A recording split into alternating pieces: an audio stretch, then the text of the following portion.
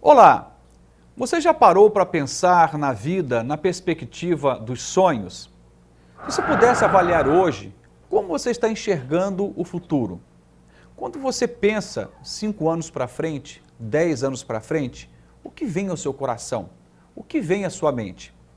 É muito importante essa pequena análise para que possamos entender como vai a nossa vida, como vai o nosso coração, nossas emoções. Os sonhos são fundamentais para falar da qualidade da nossa vida. Deus é um Deus sonhador, não no sentido do sonhador que vive nas nuvens, alienado, não é isto, mas é um Deus de perspectiva, é um Deus de futuro, um Deus que tem planos para frente, um Deus que projeta o nosso futuro. Gosto muito de pensar o que o Senhor diz também ao profeta quando fala sobre planos e sonhos. Ele deixa bem claro que ele tem planos para nós. Não são planos para nos causar danos, são planos para nos fazer prosperar. Deus tem para nós um futuro e uma esperança. Eu quero trabalhar com você nessa ocasião sobre o tema Deus dos sonhos, Deus da vida. E quero ler um pequeno versículo da palavra de Deus que fala sobre a história de José. E diz assim, Gênesis capítulo 37, verso 19. Lá vem aquele sonhador, diziam uns aos outros. Essa história de José, registrada no capítulo 37, é uma história que se inicia falando de tragédia. Vai falar de uma família que vivia num contexto muito difícil. O registro bíblico vai dizer que Israel, ou Jacó, amava mais a José do que os seus outros irmãos, do que os seus outros filhos.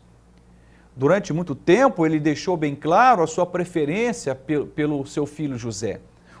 A Bíblia Sagrada registra, inclusive, no versículo 3 do capítulo 37, que ele amava tanto José que ele dá a ele uma túnica de várias cores, que era uma coisa inusitada, era como um prêmio, um troféu, um reconhecimento extra, um sinônimo de honra.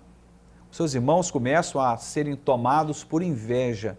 Aquilo gera mágoa, ressentimento, dificuldade de relacionamento, muitas dificuldades. Inclusive, a Bíblia vai dizer que por causa desta inveja, por causa dessa condição em que o pai diferenciava o seu amor entre os filhos, dando mais atenção a José, começou a surgir um ódio no coração dos seus irmãos, de maneira em que eles não conseguiam conversar pacificamente, como diz a palavra de Deus. Ou seja, havia ali hostilidade, agressividade. No meio dessa história toda, a Bíblia diz que José teve um sonho, e ele registra esse sonho e disse-lhes, ouvi, peço-vos, este sonho que tenho sonhado. E ele conta o sonho, que diz assim, eis que estávamos atando molhos no meio do campo, e eis que o meu molho se levantava e também ficava em pé. E eis que os vossos molhos o rodeavam e se inclinavam ao meu molho. Então lhe disseram seus irmãos, tu, pois, deveras reinarás sobre nós? Tu deveras terás domínio sobre nós? Por isso, ainda mais o odiavam por seus sonhos e suas palavras. Passa um pouquinho de tempo, ele conta outro sonho e diz, e teve José outro sonho, e contou a seus irmãos, e disse, eis que tive outro sonho, e eis que o sol, a lua e 11 estrelas se inclinavam a mim. Pronto, agora a guerra estava estabelecida, até seu pai o repreende, diz, que sonho é este? Você está achando que eu, sua mãe, seus irmãos iremos nos inclinar diante de ti? O ódio aumentou no coração dos irmãos e o pai guarda isso no coração. Não diz mais nada, mas deixa bem claro que houve ali uma contrariedade. Só que esse sonho não era um sonho de José, era um sonho de Deus para José. Era um sonho de Deus para José para preservar a vida. Não posso trazer toda a história porque ela é longa, mas o final dessa história mostra que José se tornou o segundo homem mais poderoso do Egito, numa época em que o mundo foi atravessado, por 7 anos de seca, seguido de 7 anos de abundância, seguidos de 7 anos de seca. E Deus prepara José para preservar a vida ali no Egito e, consequentemente, preservar a vida da sua família, porque nesse tempo de seca, de morte, a sua família foi acolhida e preservada. Deus vai adiante de José e prepara o caminho. Fica tão claro para José que aquele sonho era de Deus, que lá na frente, quando a sua família se reúne com ele deixa bem claro que ele não foi parar no Egito por acaso, que ele não foi parar naquela condição pelo destino, não. Havia um propósito eterno de Deus de preservação da vida. E ele acolhe a sua família, ele abraça os seus irmãos, ele estabelece ali ou restabelece o vínculo com seus irmãos. O detalhe é que depois desses sonhos e desse ódio no coração dos irmãos, os seus irmãos intentaram matá-lo. Não tendo coragem e não sabendo o que dizer para o pai, esses irmãos então veem de José como escravo. E ele vai parar então como escravo no Egito. E uma linda carreira começa a acontecer. Ele sai da condição de escravo e se torna o segundo homem mais poderoso do Egito. Tudo isso porque ele entendeu o sonho de Deus para a sua vida e vai até as últimas consequências para que os sonhos de Deus prevalecessem na sua jornada, na sua história. Deus dos sonhos, Deus da vida. Esse é um tema que estou começando a trabalhar e vou caminhar alguns domingos. E eu quero então afirmar algumas coisas à luz dessa história. José era conhecido como sonhador, mas não era um lunático, não era um alienado, não estava com a mente e o coração lá nas nuvens, os pés estavam firmes na realidade, mas o coração e os olhos fitos no céu, naquele que é o doador de sonhos maior, que é o Senhor. E eu quero então, iniciando nesse domingo aqui, falando sobre alguns fatores fundamentais quanto aos sonhos de Deus para nós, quero afirmar pelo menos 2 fatores nesta ocasião, neste domingo. E o primeiro fator é simples: Deus tem sonhos para os seus filhos. Temos vivido um tempo de crise tremenda. Já fazem mais de 2 anos em que não temos tido trégua em nosso país. O desemprego chega a passar dos 14 milhões. Temos aí falências de pequenas e médias empresas, um caos econômico, uma situação complicadíssima em que as pessoas estão vivendo num ato do desespero e muitas entrando por caminhos e descaminhos horrorosos.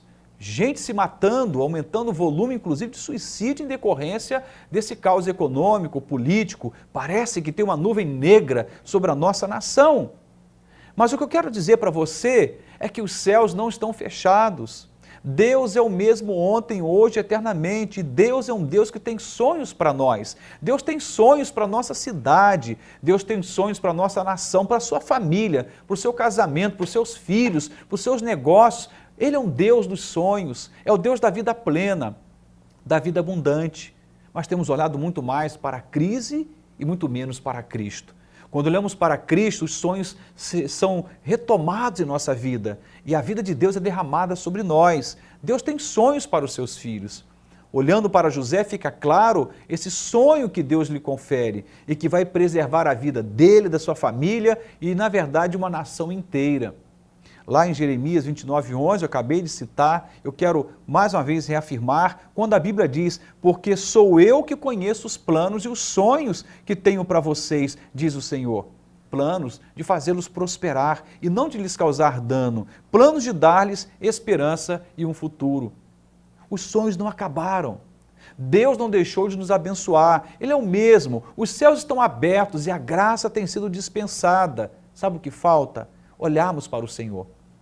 O que falta é focar em Deus, é retomar a nossa vida dando atenção devida a Deus, tê-lo como prioridade, porque quando buscamos a Deus como prioridade, quando buscamos o seu reino como prioridade, Ele acrescenta o resto, Ele supre nossas necessidades e Ele derrama bênção abundante sobre nós, em que a vida plena se torna uma realidade.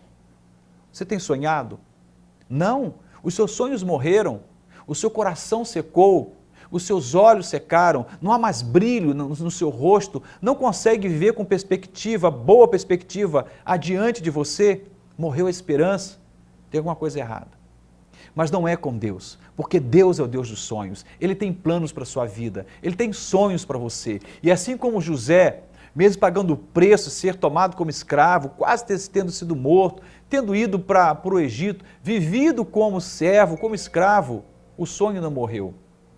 Acredite, Deus tem planos e sonhos para nós, e aí há um detalhe fundamental, que é registrado em Jó. os planos de Deus, os sonhos de Deus, não podem ser frustrados. Eles prevalecem. Assim como Deus é Senhor, os sonhos de Deus prevalecem, porque estão debaixo da sua soberania. Quero fazer uma segunda consideração. Nós não controlamos o tempo em que o sonho se torna realidade. Lemos os sonhos de José e parece que da noite para o dia tudo se torna uma realidade. Anos se passaram, lutas, pelejas, dificuldades, o tempo foi fundamental. Se José olhasse para o tempo presente e se visse naquela condição de quase sendo morto pelos irmãos, depois sendo vendido como escravo, indo para o Egito, saindo da condição de filho querido do seu pai, saindo da condição de comunhão com a sua casa, se ele olhasse para aquele presente, ele entraria em desespero. Mas ele olhou para Deus, para os sonhos de Deus. Ele acreditou que Deus estava no controle e nesse momento, aquilo que parecia improvável se torna uma realidade. Mas o fator tempo foi fundamental. Os sonhos de Deus vão passar pelo teste do tempo. Não é assim, da noite para o dia. Há um tempo. Pode ser que esse tempo seja amanhã. Pode ser que esse tempo dure alguns anos. O fato é que Deus não falha. Em Gênesis, capítulo 45, versos de 7 a 8, a Bíblia registra assim: pelo que Deus me enviou adiante de vós, para conservar vossa sucessão na terra, e para guardar-vos em vida por um grande livramento. Assim não fostes vós que me enviastes para cá, senão Deus. Os anos se passaram, José estava dizendo, Deus agiu no tempo. Deus agiu no tempo, no Kairos, no tempo perfeito dele. Ele me trouxe para cá. No tempo perfeito dele, me permitiu passar por isso, para que a minha vida, a vida da minha família, pudessem ser preservada ou preservadas. Vou afirmar, não controlamos o tempo em que o sonho se torna realidade. O ponto fundamental é que o Senhor é também Senhor do tempo. Não podemos ficar presos na cronologia das coisas. Cronos é um tempo humano, Kairos, um tempo de Deus, um tempo eterno, um tempo perfeito. A verdade é que no tempo de Deus, os sonhos de Deus se cumprem. Se ainda não aconteceu, e se é um sonho de Deus, eu digo para você, espere. Faça como Davi. Davi diz, esperei pacientemente pelo Senhor, e Ele se inclinou para mim e ouviu o meu clamor. Não sabemos o tempo dessa espera, mas houve uma espera paciente. Espere em Deus, continue sonhando, acredite. Acredite que você pode ter um casamento abençoado, pode ter filhos ajustados, uma vida saudável, emocionalmente saudável, espiritualmente saudável. Acredite no seu ministério, acredite na sua família, acredite no seu trabalho, tenha fé. Seja um sonhador, não alienado, mas com Deus um sonhador que entende que os planos de Deus não se frustram e que eles não causam danos, mas nos traz a bênção. Deus nos faz prosperar. Eu espero que você esteja entendendo o recado. Nós vamos prosseguir por alguns domingos falando sobre esse tema, mas guarde no seu coração, Deus tem sonhos para você e no tempo dele, os planos e os sonhos dele estarão cumprindo na sua vida. Não determine o tempo e a hora, isso pertence a Deus. Lembro que Ele é Senhor. Senhor da minha vida, da sua vida, Senhor do tempo, Senhor dos sonhos. Deus te abençoe, em nome de Jesus.